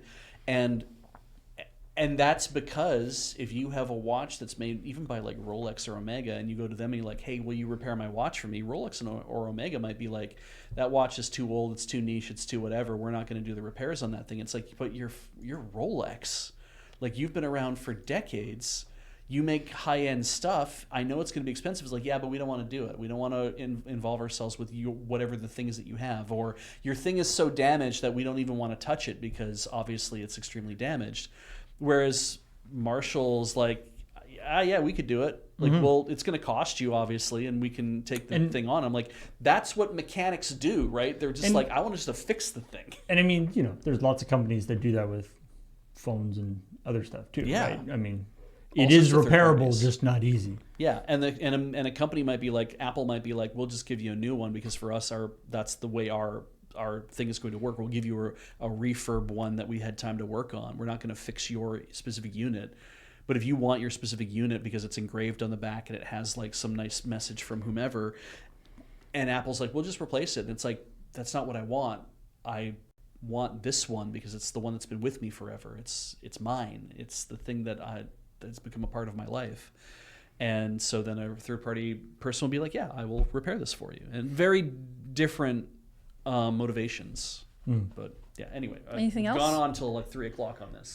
So Yeah, well, there's a couple little stories here that I thought might be interesting. There's been a lot of talk about, we've been banging on Microsoft, but Sony's also got this problem with the whole doing away with physical games thing. yeah. But don't worry, there's a game you can still get a physical version of. Which I love this headline. Originally free, you can now pay $70 to own the worst Silent Hill game. Right. So So- there was a Silent Hill game that came out. Wow. It This was is- free to play. Not Free to play, but you before could just download it and yeah, play. before the update, the remaster of Silent Hill 2 came out. Okay. They shadow dropped or they made they did a thing called Silent Hill: The Short Message, which was like a 2-hour little like amuse-bouche Silent Hill game. Like a lead into the one that was coming? Or I don't know if it was a I think lead in. more like brand recognition. It was just or sort of- something. Yeah. Okay. Yeah. And apparently it is the lowest rated of any Silent Hill game. Okay. The only good thing people have to say about it is that it was free. Yeah, so you can't really complain You about downloaded it, you played it, you probably didn't have a good time, but what you got out of it was wasting a couple hours. Right. Incredibly bland gameplay and some overly frustrating chase sequences make Silent Hill: The Short Message a chore to play much of the time. While there's some intriguing full motion cutscenes and heavy story details, they are not worth pushing through the dull sequences in between them to experience them. That is the review from Push Square, the Sony blog. It might have worked better as a CG animated movie, maybe. Maybe, but the reason you can now pay like $70 for it is because it's getting a physical release through limited run. Yeah, limited run, Which- physical release. I will point out these things are usually pre-orders, Yeah. That's kind of cool. You also get an art card, a set of art cards, and there's other stuff with it. an art poster, and a keychain, and an individually numbered certificate of authenticity. But yeah, it's this is one of those like, okay, we wanted physical games, but Yeah. Well, I mean, that's the thing. I think if you want to have everything physical, everything needs to be physical then. Like, Yeah. and Gatekeeping this is just because the game is the worst reviewed, and I'm going to assume then many people do not like it, doesn't mean it's not someone's favorite out there, it's true. or there's nothing to be learned from it, or whatever. I'm pulling a lot out of my ass. I'm never playing a Silent Hill I game, mean, so it's not having really my it thing. preserved, But yeah. having it out there is not a bad thing. It's a great headline, though. Yeah. And finally, actually tying all the way back to, we mentioned that there's some similarities between the Xbox layoffs and the Bungie stuff that happened a month or two ago. Somebody's made a game called The Vault of Cars, which is they've made a game What is that a car vault? well the idea is it's playing on the idea that Pete Parsons Right. has all these has this collection of vintage cars. I see. I understand. And so the reason why, that Destiny exists as a means for him to buy more cars, I guess. Yeah. Yeah. And Does that so mean he can't buy any more cars? I guess unless he gets, if and when he gets another job. We meet at last, Guardian.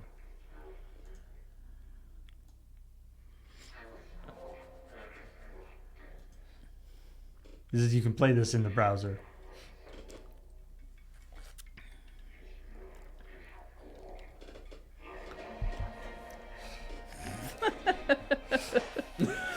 So now you have to throw tomatoes at his cars. Oh, nice.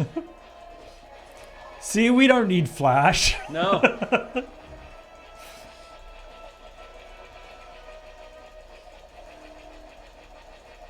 Oh no.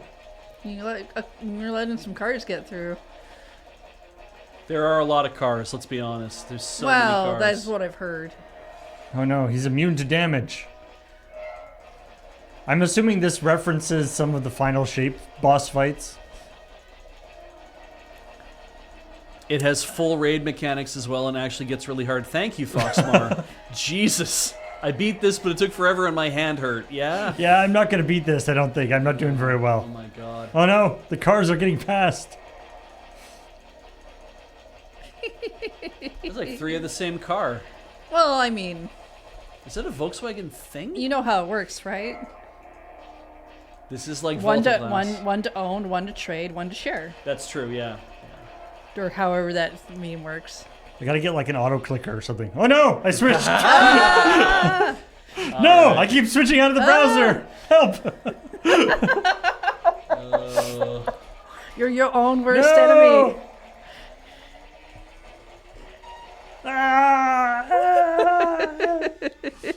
Yeah. It's like when all right. That's enough of that. But it's It's like when we were doing Desert Bus during the pandemic and we had the virtual bus thing. Yeah. Where people would be driving the bus in the web browser and you would use the keyboard to do it. Yeah. And we'd be going along and there's like we have a Slack channel and stuff so we can talk to each other during the thing. Right. And you would see one of your co-hosts just type into chat. You'd be like, "You're not driving the bus. You're not driving the bus. You changed your focus away from that window." Yeah, that's pretty funny. Yeah.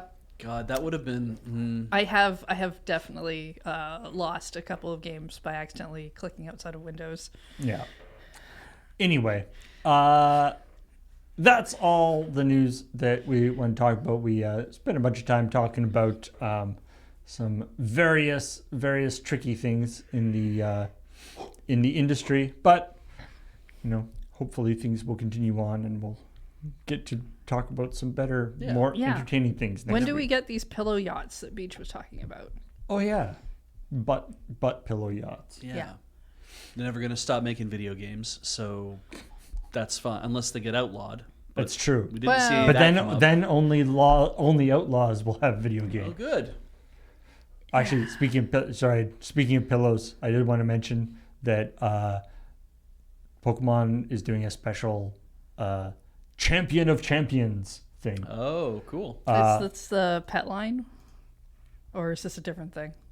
No, this is a competition Okay. where the idea here is that they're trying to emphasize that Pokemon is for everybody. Sure. Pokemon Okay. is fun to do, and so they're doing a Pokemon Champions thing, which Pokemon Champions is like the Oh, Pokemon right. That's Arena the or Coliseum. fighty. Yeah. Coliseum one. Yeah. So they're doing a Pokemon Champion tournament where there's one person who's there's a guy who's like an actual experienced thing as like a coach. Okay. Sure. And then they have a bunch of sort of goofy. They have a bunch of people who are very talented people in different areas coming to play. They have the world's best whistler. Mm-hmm. What was it? They have So one of them is the whistling champion, a pizza acrobatics champion, Okay. a pillow fighting champion, and a doing nothing champion. Nice. Apparently, that is something that you can be a champion in. It's kind of great. Uh, This is the Pokemon Champions Wait, Champion of there's Champions competitive tournament. pillow fights? Yeah. apparently so. Yeah. Lindro Silva from the What- U.S. is what the is- champion. What is acrobatic pizza? Set where you're Like tossing throwing pizza. pizza in Oh. the air, So I be guess? doing tricks. Okay, and so stuff. you're not like doing it on a trapeze. Thank goodness the You guy. could. I They- mean, I guess I just Thank goodness the winner of the pizza acrobatics championship is Italian. That would have been Oh yeah. awkward otherwise. Yeah, exactly. I mean, probably not for long though, right? Because that's how everything works. Is that you get really good in what is your home country sport, and then all of a sudden people from other countries move in and start doing it better than you somehow. Oh, You know it's not awkward though. Patreon.com/loadingreadyrun. Yeah, we should wrap. Not this up. awkward at all. Anyway, thanks everybody for watching. If you haven't seen this week's episode of ChillPoint, it's up on our YouTube channel, youtube.com/LRRVG. And if you want to become a member of that channel, you will get your name in the credits at the end of the episode, which is pretty cool. But for now, we will talk to all y'all later. Goodbye.